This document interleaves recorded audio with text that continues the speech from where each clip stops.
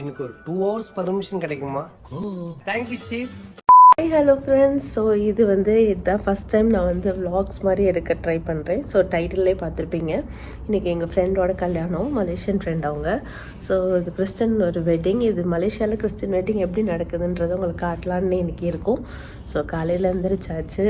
So என் husband அவங்க கொஞ்சம் வெளியே இது ஒரு மீட்டிங் எடுக்க போகிறாங்க. எனக்கு நிறைய வேலை இருக்கு, நான் ரொம்ப பிஸி. போயிட்டு அவங்க மதியானம் ஜாயின் பண்ணிப்பாங்க. ஸோ இப்போ கொஞ்சம் வீடெல்லாம் க்ளீன் பண்ண வேண்டிய வேலை இருக்குது. 4 o'clock wedding. So Gloria flower கேர்ளாக இருக்கா. ஸோ நம்ம அவளை கிளப்பணும், நான் கிளம்பணும். ஸோ அதெல்லாம் நம்ம பார்க்கலாம். ஸோ இப்போ நம்ம வீடை நீட் பண்ணலாம். ஓகேவா?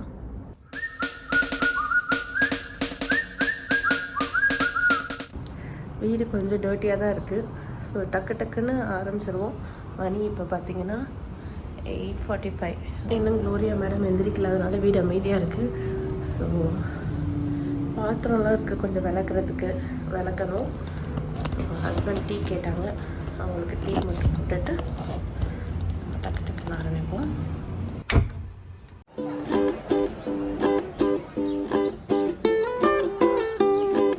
Cold and sweet, I'm sipping it slow. The moment has left an afterglow. Cold and sweet, brew coffee. Enjoy it till it lasts. So நம்ம காஃபி குடிக்கலாம்.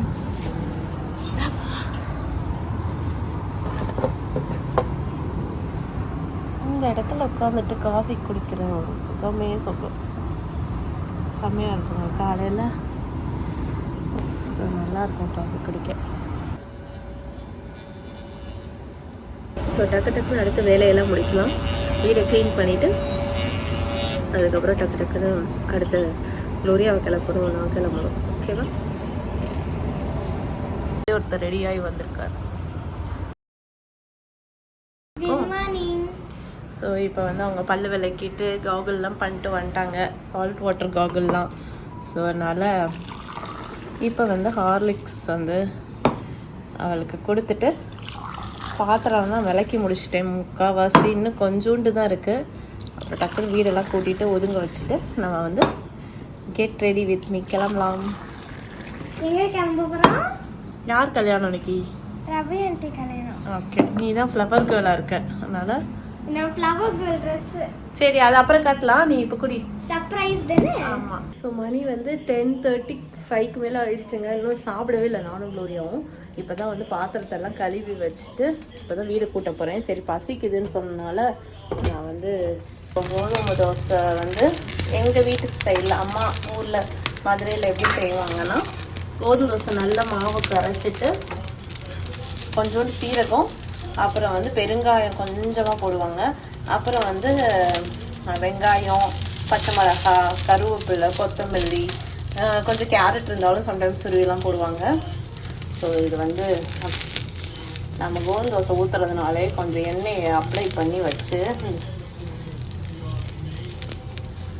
இந்த வெங்காயத்தில் நம்ம இந்த மாதிரி பண்ணால் மட்டும்தாங்க அது நல்லா வரும், இல்லைன்னா அப்படி இதாகிட்டு வரும். ஸோ இந்த கோதுமை தோசை சாம்பாருக்கு சூப்பராக இருக்கும். என்ன குழம்பு வச்சாலும் நல்லாயிருக்கும்.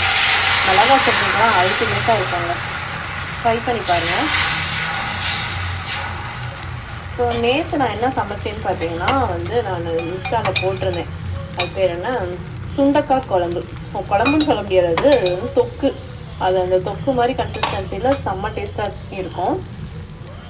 அதை நான் காட்டுறேன் உங்களுக்கு. ஸோ அதை கொஞ்சம் எடுத்து வச்சுருக்கேன். அதில் நேற்று தான் ஃபஸ்ட்டு டைமாக நான் என்ன பண்ணேன்னா முருங்கைக்காவும் சேர்த்து போட்டு சமைச்சேன். ஸோ இதுதான் அந்த சுண்டக்காய் முருங்கைக்காய் போட்டு வச்சேன்.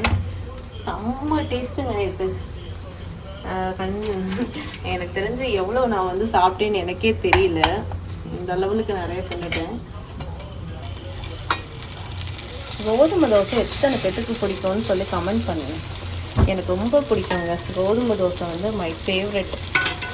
நிறைய ஃபேவரெட்ஸ் இருக்குது, எல்லாமே ஃபேவரெட் தான் சொல்லுவோம். பட் இந்த தோசை சில விஷயத்துக்கு ரொம்ப நல்லாயிருக்கும். அதாவது சாம்பாரில் நான் என்ன திரும்ப பண்ணுவேன், சாம்பாரில் கொஞ்சமாக சாம்பாரை இப்போ கோதுமை தோசை ஊற்றிட்டு சாம்பாரை மேலே கோதுமை தோசைக்கு மேலே ஊற்றிட்டு கொஞ்சமாக சக்கரை இருக்குல்ல அதை எடுத்து மேலே இப்படி ஸ்ப்ரிங்கிள் பண்ணி சாப்பிடுவேன் சின்ன பிள்ளையில. ரொம்ப பிடிக்கும் அந்த, அதாவது சாம்பாரில் அந்த ஒரு கோதுமை தோசையை சக்கரை போட்டு சாப்பிட வேறு லெவலில் இருக்கும்.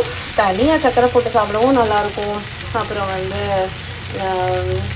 இட்லி பொடிக்கு சூப்பராக இருக்கும், மிளகாய் சட்னிக்கு சூப்பராக இருக்கும், தேங்காய் சட்னிக்கு செம்மையாக இருக்கும், இந்த மாதிரி புளிக்குழம்புக்கு ரொம்ப நல்லாயிருக்கும். ஸோ ட்ரை பண்ணி பாருங்கள். சில பேருக்கு கோதுமை தோசைனால பிடிக்காது, ஏன்னு தெரியல. இந்த மாதிரி நான் சொன்ன மாதிரி மெத்தடில் ட்ரை பண்ணி பாருங்கள், ரொம்ப நல்லாயிருக்கும், டேஸ்ட்டாக இருக்கும். அதே மாதிரி கோதுமை மாவு வந்து அதுவும் ஒரு முக்கியமான காரணம். கோதுமை மாவு நீங்கள் கடையில் வாங்குறீங்கன்னா தெரியல அது எப்படி டேஸ்ட் வரும்னு. இல்லை, நாங்கள் கோதுமை மாவு வாங்கினதே இந்த கடையில் ரொம்ப ரொம்ப ரேர். ஒரு வேளை அரைச்சது காலி ஆயிடுச்சுன்னா தான் அவசரத்துக்கு கோதுமை மாவு கடையில் வாங்குவோம். மற்றபடி அம்மா தான் வெயிலில் காய வச்சு சம்டைம்ஸ் இந்த சுண்டல்லாம் இருக்கும்ல அதெல்லாம் சேர்த்து அரைப்பாங்க. ஸோ ரொம்ப டேஸ்ட்டாக இருக்கும். நீங்கள் வீட்டில் அரைச்சி பார்த்தீங்கன்னா அதோட டேஸ்ட் உங்களுக்கு கன்ஃபார்மாக பிடிக்கும்.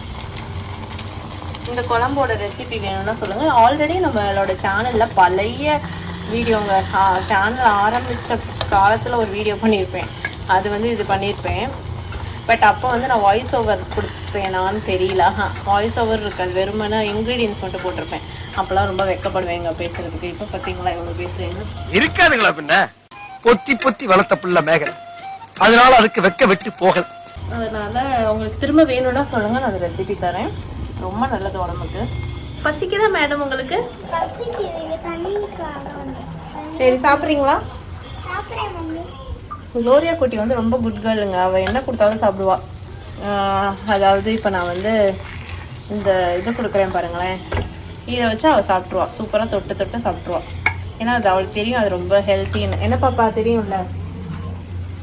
ஸோ அதனால் இந்தாங்க, எடுத்துகிட்டு போங்க, கை கழுவுங்க, இதை தொட்டு தொட்டு சாப்பிடுங்க. சூப்பர் டேஸ்ட்டாக இருக்கும். கை கழுவிட்டு அந்த green piece என்னோட ஃபேவரட்.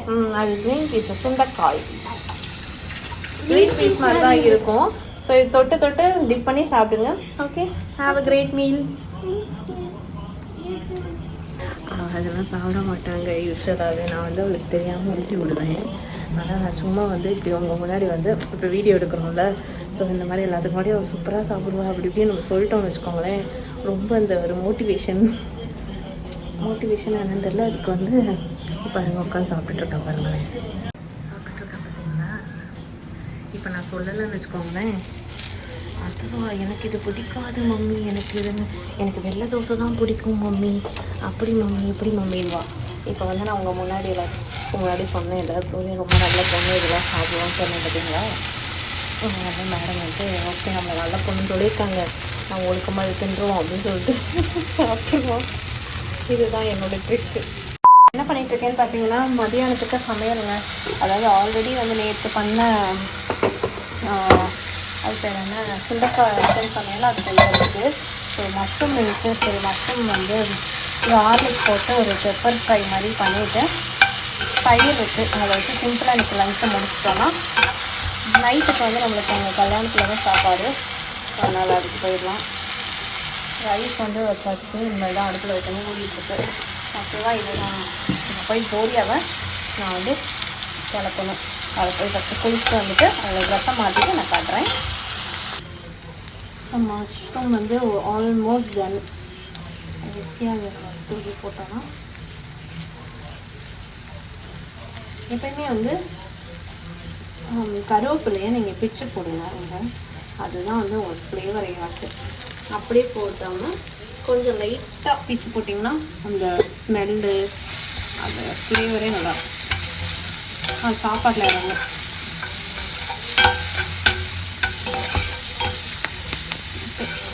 வந்து நம்ம பெப்பர் பொடியை போட்டுக்கலாம்.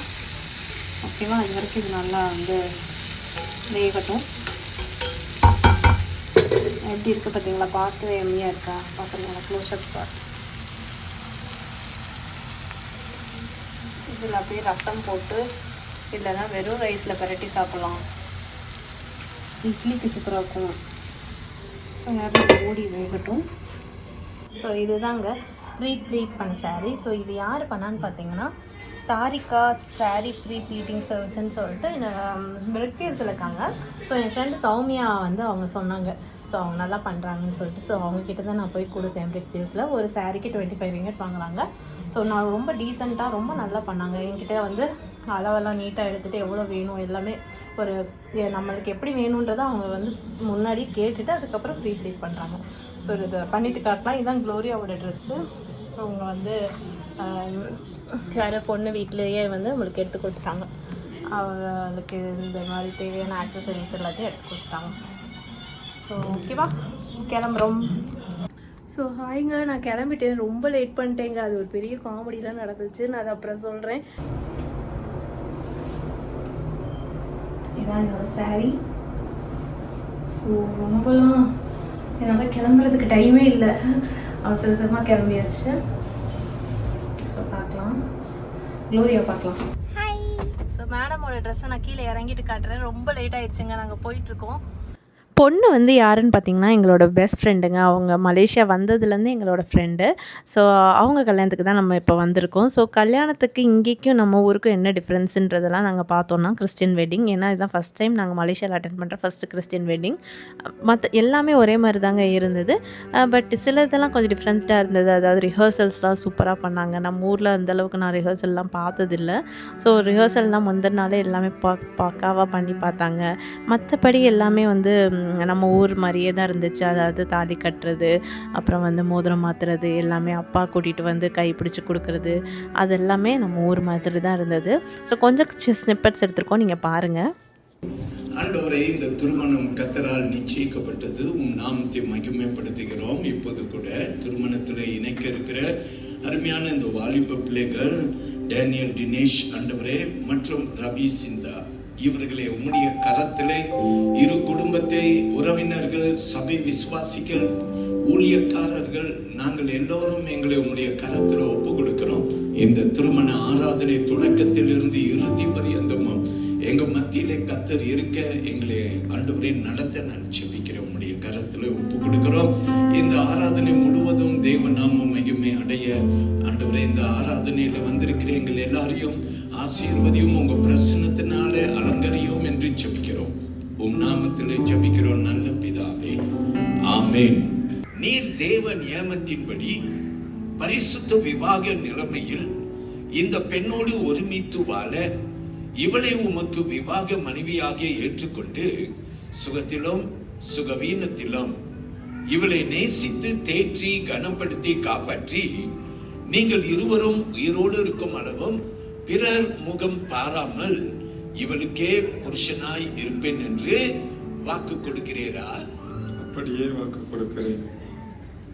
ரவி சிந்தா, நீர் தேவ நியமத்தின்படி பரிசுத்த விவாக நிலைமையில் இந்த மனுஷனோடு ஒருமித்து வாழ இவரை உமக்கு விவாக புருஷனாக ஏற்றுக்கொண்டு சுகத்திலும் சுகவீனத்திலும் இவரை நேசித்து தேற்றி கனப்படுத்தி காப்பாற்றி நீங்கள் இருவரும் உயிரோடு இருக்கும் அளவும் பிறர் முகம் பாராமல் இவருக்கே மனைவியாய் இருப்பேன் என்று வாக்கு கொடுக்கிறீரா? அப்படியே வாக்கு கொடுக்கிறேன். Very good. கரங்களை தட்டி நாம் வாழ்த்துவோம். அடுத்தபடி மகனுக்கு அழைப்பார். Applause of hand once again. முக்கியமான நேரம் இப்போது தாலியை அருமையான தினேஷ் அவர்கள் ரவி சிந்தாவுக்கு படைப்பார்கள்.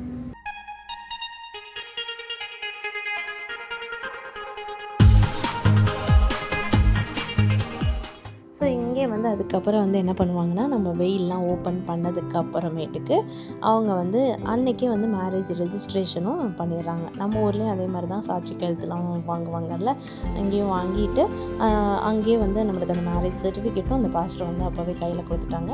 அப்புறம் பொன் வீடு மாப்பிள்ளை வீடு 2 பேரும் சேர்ந்து அப்புறம் பிரைட்ஸ்மேடோடலாம் அழகாக ஃபோட்டோஸ் சூப்பராக எடுத்துக்கிட்டாங்க அங்கேயே. ஸோ இது சம்டைம்ஸ் நம்ம ஊரில் மிஸ் ஆகிரும். இந்த பொண்ணு வீடு தனியாக மாப்பிள்ளை வீடு தனியெல்லாம் லாஸ்ட்டாக ரிசப்ஷனில் எடுப்பாங்க. பட் இந்த கவுனோட சேர்த்து வச்சு எடுக்கும் போது ரொம்ப அழகாக இருந்தது. திருமண தம்பதிகள் Mr and Mrs Daniel Dinesh, we present to you the newly wedded couple, Mr. and Mrs. Daniel Dinesh.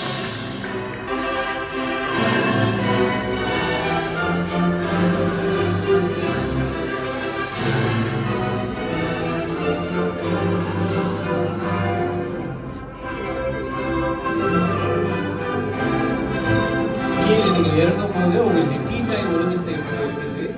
So அதுக்கப்புறம் பார்த்திங்கன்னா சாப்பாடு தாங்க. அங்கே நிறைய இந்த ஃபோட்டோஸ் பூத்லாம் வச்சுருந்தாங்க, ரொம்ப நல்லா இருந்துச்சு. ஸோ சாப்பாடு வெஜ்ஜும் இருந்தது, நான்வெஜ்ஜும் இருந்தது.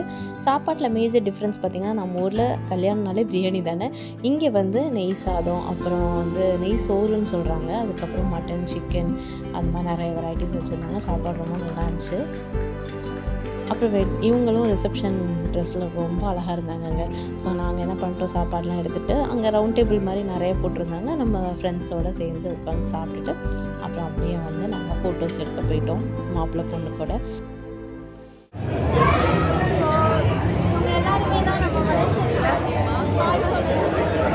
ஸோ இந்த வெட்டிங்கை கண்டிப்பாக நீங்கள் பிடிச்சிருக்குன்னு நினைக்கிறேன். கமெண்ட் பண்ணுங்கள், லைக் பண்ணுங்கள், சப்ஸ்கிரைப் பண்ணுங்கள். இன்னொரு வீடியோவில் இன்னொரு இதில் நம்ம பார்க்கலாம். பாய்.